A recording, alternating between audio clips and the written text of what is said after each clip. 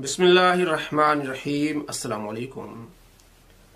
अहले हदीस के एक आलिम थे जिनको मुहक्किकुल असर कहते हैं, शेखुल कुल कहते हैं, मुहद्दिसे दौरां और पता नहीं क्या क्या टाइटल देते हैं। इंजीनियर मिर्ज़ा उसे कहते हैं मुहद्दिसे पाकिस्तान। तो वो बहुत बड़ी डंडियां मारते थे, अहादीस को अपनी मनपसंद अपने तावीलात करते थे। जो हदीस उनके मसलक के मतलब मुताबिक हो तो चाहे वो ज़ईफ़ उसको सही कर देते थे, सही उसको ज़ईफ़ कर देते। इससे पहले मैंने इसकी मिसाल भी दी है कि तिरमिज़ी शरीफ में हदीस है 2738 जिसमें ज़ियाद बिन रबी रावी है जो इमाम बुखारी के नज़दीक मतरूक है, ज़ईफ़ है। लेकिन चूंकि इसने अहले सुन्नत पर बिदअत का हुक्म लगाना था तो जनाब उस रिवायत को हसन कार का इसके बड़े शवाहिद हैं। हालांकि जो शवाहिद इसके उलट हैं, जिसके मफहूम ये है कि हज़रत अब्दुल्ला बिन उमर रज़ी अल्लाह तआला अन्हुमा के सामने एक शख्स ने छींक आई तो उन्होंने कहा अल्हम्दुलिल्लाह वस्सलामु अला रसूलिल्लाह। तो हज़रत अब्दुल्ला बिन उमर रज़ी अल्लाह तआला अन्हुमा ने फरमाया कि भाई इस तरह नहीं कहो, दुरूद तो हम भी पढ़ते हैं लेकिन आप अलैहिस्सलाम ने अल्हम्दुलिल्लाह सिखाया तो आगे नहीं पढ़ना चाहिए।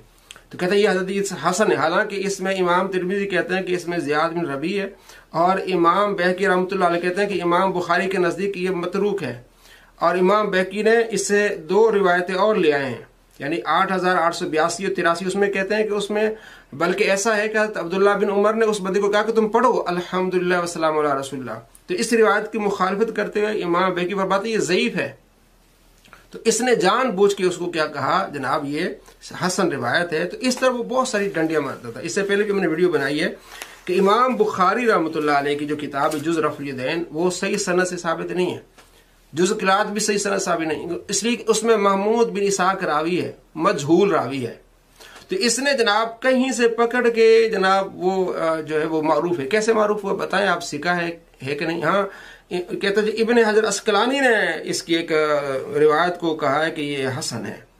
अच्छा, अपनी आप देखें ना इसकी जो है जिसमें इसने तहकीम की है, हुक्म लगाया है, नसाई में, इब्न माजा में, तिरमिज़ी में, अबू दाऊद में, आप उसमें देखें कि बारहा ये कहता है कतादा मुदल्लिस से अनस रिवायत कर रहा है, समा की जसरी नहीं इसलिए यदि ज़ईफ़ है, ज़ईफ़ है, ज़ईफ़ है। उसी रिवायत में मुवाफ़िक़तुल ख़बर जो इमाम हज़रत अस्क़लानी रहमतुल्लाह अलैह की किताब जिसको उन्होंने हसन रिवायत कहा है उसमें कतादा मुदल्लिस से अनस रिवायत कर रहा है। तो उन्होंने जो हसन कहा किसी और तरह से क्या है, और उसमें नीचे बड़ी तफसील लिखी है कि इब्न हब्बान में इसमें एक और सनद से रिवायत है। तो उन रिवायात को देखते हुए, शवाहिद को देखते हुए हसन कहा, ये नहीं कि वो रिवायत हसन है।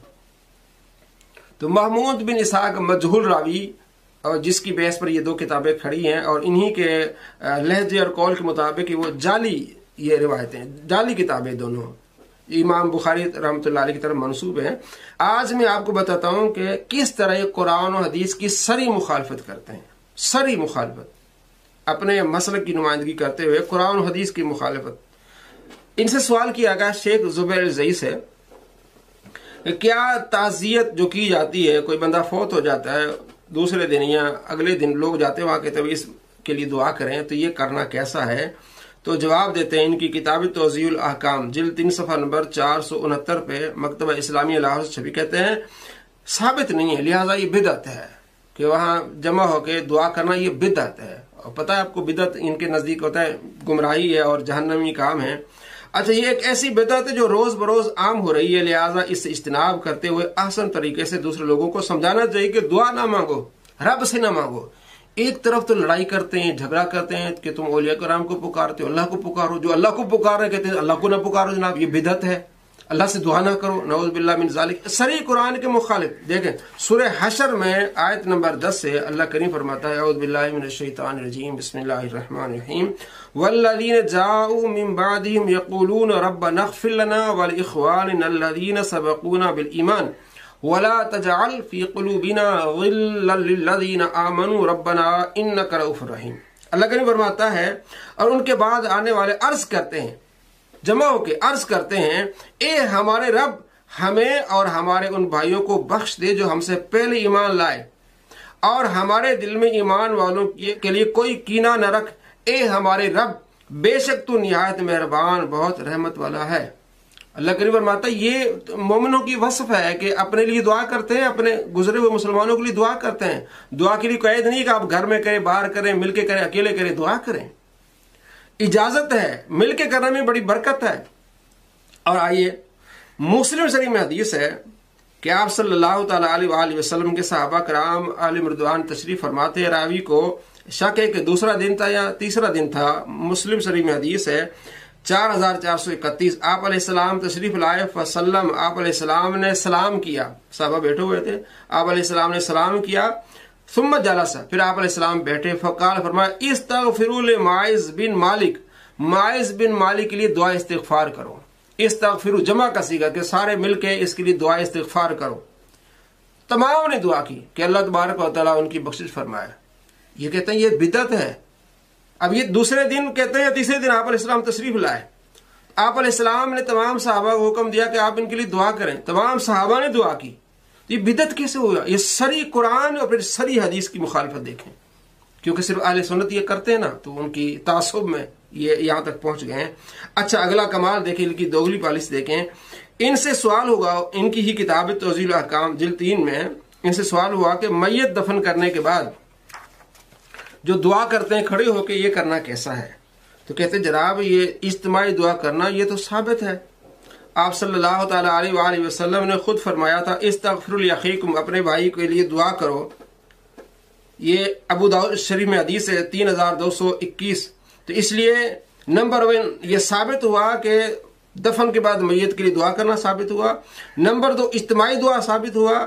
اور کہتے ہیں کہ حافظ عبداللہ روپڑی رحمہ اللہ نے حدیث مذکور کے بعد لکھا ہے، یہ زئی صاحب کہہ رہے ہیں کہ اس طرح قبر پر اختیار ہے ہاتھ اٹھا کر دعا کریں یا بغیر اٹھائے دعا کریں، ہاں ہاتھ اٹھانا بہتر ہے، آداب دعا میں سے ہے، اس لیے آداب دعا میں سے یہ دعا کرنا چاہیے۔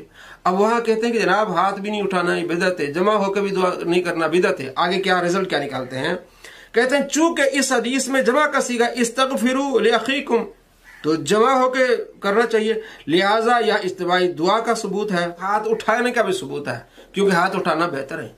بھائی وہاں بھی تو آپ دیکھ لو استغفروا لماعز جمع کا صیغہ ہے، تو وہاں بھی تو یہی ثابت ہو رہا ہے کہ جمع ہو کے دعا کرو، اجتماعی دعا۔ اور آپ نے یہاں لکھا ہے کہ جناب استغفروا لاخیکم، بھائی کے لیے دعا کرو، تو آداب دعا میں سے یہ کہ ہاتھ اٹھانے چاہیے، تو وہاں یہ ثابت کیوں نہیں ہو رہا؟ تو وہاں بھی جمع کا صیغہ ہے، یہاں بھی جمع کا صیغہ ہے، وہاں بھی مسلمان بیٹھے ہیں، یہاں مسلمان بیٹھے ہیں، تو کس طرح کی یہ مغلی پالیسیاں کر رہے ہیں، کس طرح صریح قرآن و حدیث کے خلاف چل رہے ہیں اور کیسے پکڑے جا رہے ہیں۔ دونوں حدیثوں میں دیکھیں کہ وہاں استغفروا لماعز، ماعز کے لیے دعا کرو، آپ علیہ السلام نے دعا کی، صحابہ نے دعا کی، یہاں بھی استغفروا لاخیکم ابو داؤد میں جس کا یہ حوالہ دے رہے ہیں 3221، تو یہ ٹھیک ہے، ہم کہتے ہیں ٹھیک ہے، آپ علیہ السلام نے دعا کی، آپ دعا کریں، وہاں بھی آپ علیہ السلام نے دعا کی، وہاں بھی آپ دعا کریں۔ تو یہ ان کی دوگلی پالیسی آپ دیکھیں، قرآن اور حدیث کے سری ان کا عمل دیکھیں، انہیں کہتے ہیں شیخ الحدیث محقق دورہ، صرف تعصب میں آ کے نبی صلی اللہ تعالیٰ علیہ وآلہ وسلم کی سنت کی مخالف۔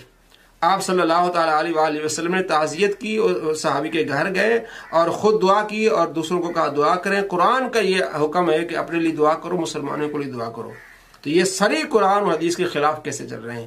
اللہ آپ کو سیدھے راستے پر جلائے۔ اور اس کا چیلا کون ہے؟ انجینئر مرزا۔ ساری یہ چیزیں دوگلی پالیسی اسی سے سیکھی ہیں، اور کہتے ہیں جناب زبیر صاحب نے اس کو، شیخ زبیر نے اس کو حدیث کو صحیح کہا۔ بھائی شیخ زبیر کا حال یہ ہے، جب چاہے جدھر چاہے جہاں چاہے حدیث کو موضوع کر دے، جب چاہے جدھر چاہے حدیث کو صحیح کر دے، ضعیف کر دے، یہ ان کا عمل ہے۔ تو ان کی تحقیق پر کوئی اثر نہ کرے، نہ اعتماد کرے۔ اس پر میری پوری تحقیق انشاءاللہ گائے بگائے آپ کو بتاتا رہوں گا کہ کس طرح یہ دوگلی پالیسیاں کرتے ہیں، کس طرح قرآن و حدیث کے صریح خلاف چلتے ہیں۔ اللہ کریم ہم سب کو قرآن و حدیث پر عمل کی توفیق نصیب فرمائے اور شریروں کے شر سے بچائے۔ السلام علیکم ورحمۃ اللہ۔